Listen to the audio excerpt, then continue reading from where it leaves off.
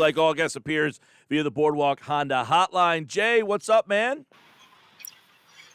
How you guys doing? All is good. You were there last night. Got to see an epic performance by Joel Embiid. And, we've seen nights like this before from Joel. He's had these nights where he has had these monster games.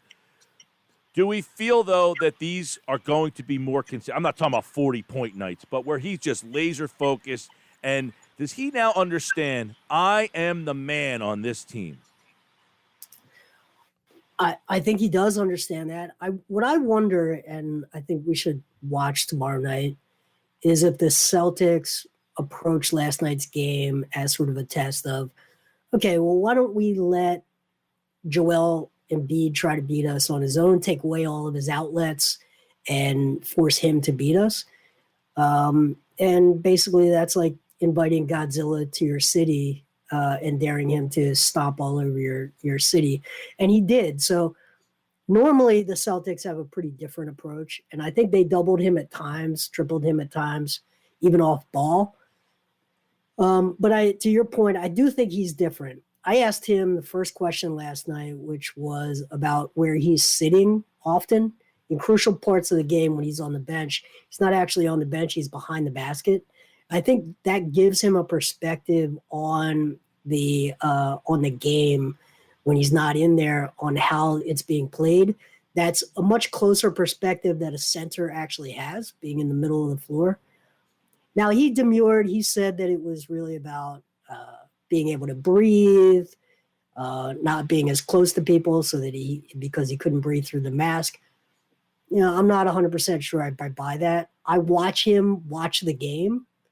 And it's one of the things being in the arena you can see is you watch how closely and intently he is focused on the game, and not ball watching, but really watching the defense. I think he's taken a step forward. His on-court IQ is catching up with his off-court IQ. He's a very smart player. I just think we're seeing the development of a superstar.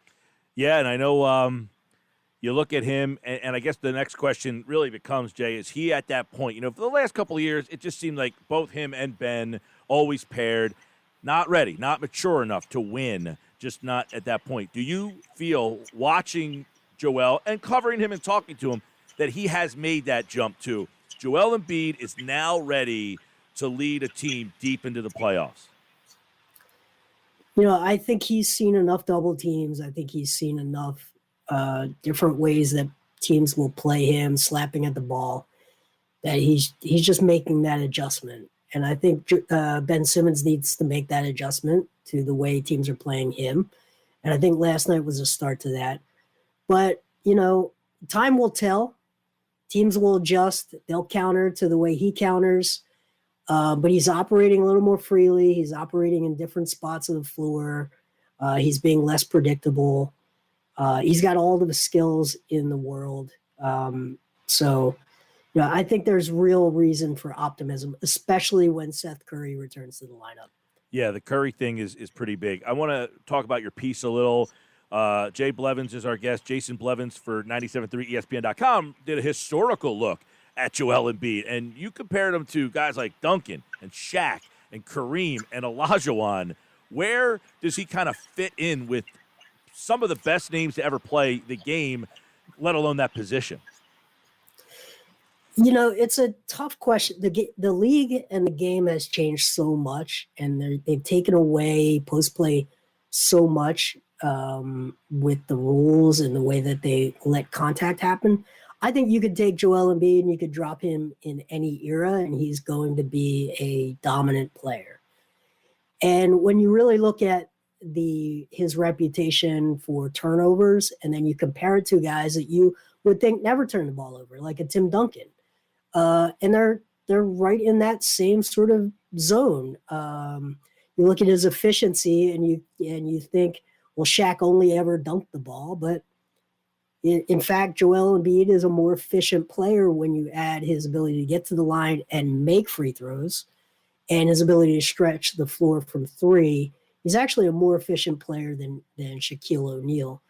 So as you start to dissect all of the things that he can bring to the game, and you compare it to guys who've been out of the league for, a decade plus,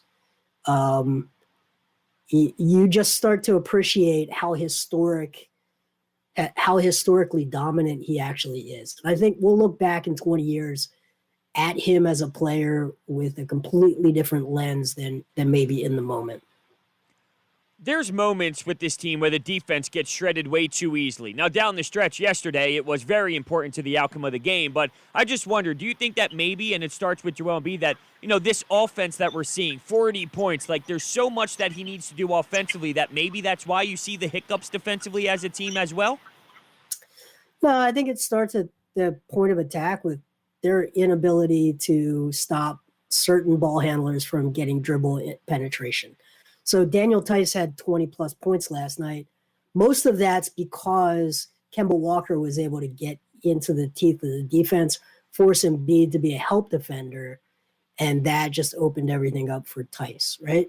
So I think you're okay in your anchor point with Embiid and with Dwight Howard. It's really up at the front of the defense, at the point of attack, where they struggle sometimes. But having a Ben Simmons, and you saw he was deployed on many different people throughout the night. In crunch time, he is the chess piece where you can move them out on a guy that you think the other team's going to try to run through, and you can shut some of that stuff off. So, I think there's still a work in progress. Tyrese Maxey is a rookie. He was a starter. Shake Milton is developing into a much better defender, but he's still not lightning quick. So some of the small live dribble guards are going to still give them trouble. Jay, Ben Simmons obviously has been a hot topic recently. Doc seemingly goes out of his way to talk about how important he is.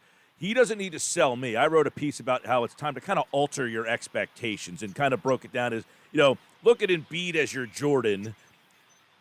Simmons is maybe in the role of Rodman, where he is a great player, but just because he doesn't score doesn't mean he can't be great. And what he adds to the team. The Sixers need to find out if they have a Pippen. Are you seeing a Pippen on this team, or do you think they still need to find that guy and that the expectations for Simmons need to be he can be that third player? And you know what? The third player can still be a very, a great all-star level player. It's an interesting, comparing them to the Bulls is tough. I would look at like teams like the Houston Rockets in the 90s, or maybe the Golden State Warriors, where they can force the opposing defense to choose which hill they want to die on. And I think that's the upside with this team is you've got that anchor down low in Embiid, who can score from many different levels. You have your shooters who can force teams to either live with those threes or go out and challenge them. And if they challenge those, that creates those driving lanes for Tobias Harris and for Ben Simmons. I don't think they have a second person that is just like, get out of the way, I'm going to carry us to a victory. I don't think they have that guy, but I think they can beat teams in a lot of different ways. And if they're disciplined, then they force the other team to choose which hill they want to die on. Yeah, I understand Gil's philosophy there. My only counter to that is it going to take Ben Simmons in a trade to then get your Scottie Pippen? So, to get your Scottie, do you have to give up a Ben Simmons? But when I watched him play yesterday, the 5 personal fouls, it really irked me, specifically those 2 offensive calls in 26 seconds, just out of control. Even though you can argue, did he get there in time, the defender that is, or not? What can you say about the fouls and he's been fouling so much, and I feel offensively it's just troublesome. Yeah, I agree. And I think they were offensive fouls. I don't think they were unfair. I think he's trying to find his comfort level where his role is starting to transition from the point guard to the transition full court point guard, but half court play more off ball power forward. And I'm watching him not feel totally comfortable in that role and trying to adapt to those things. And he's got to adapt because the book is out on him on what his plan A in half court is, to just drive down the lane and kick out. So, he's a flawed player. He's not a perfect player. The book is out on him. He's got to make some adjustments. But last night, I really do think they made some adjustments with him. Yeah, and I guess the question is, is the book so out on Simmons that, his scoring's way down, 4 points, something like that. But is the book so out on him that his limitations of not shooting have now even become more limitations? Yeah, if they don't turn teams over, he's not going to score as much. I mean, it's like, how many different ways can he score in a half court? There's only like one way. So if they're turning teams over and running the floor, then he's a very dangerous player. He's going to put up some numbers. But going into the year when people thought he was going to make a leap to like a 25 point per game score, like, how would that really happen with a Ben Simmons? I don't see it. Yeah, I agree with you. I asked Paul this the other day. I want to get your thoughts on it. Would you be against maybe moving him off the ball? The problem is Tobias, I think, is playing well at the 4. That would force him to play the 3, put Ben at the 4, and then maybe enter Shake Milton as a primary ball handler. Yeah, and I think they started that last night, and I didn't like – I'm a big Shake guy, but last night I didn't feel like he was very comfortable in that transition between an downhill attacking guard versus a facilitator. I thought a lot of times he was looking to pass, and he tried to catch Dwight for a couple of lobs that didn't work out. And then he was shooting as sort of a last resort. And I think he's got to get better in being more fluid around just quickly if the good shot's not there, find a guy or manipulate the defense to create an open look for someone else. And if not, then attack. I didn't feel like he did a great job of that last night. So I think he got 16 points. I don't know what his shooting percentage was, but to me, it wasn't like, it didn't scream, there's a really good point guard last night. Well, obviously, it was a nice win for the Sixers. No Tatum, no Curry, so it's hard to get a feel. But I know in the postgame, a lot of people were asking Doc and Joel and the guys about, hey, this is a team that swept you last year. And this year, you play this game. No Tatum's a big deal, but they kind of circled that game last night, it seems like. Yep.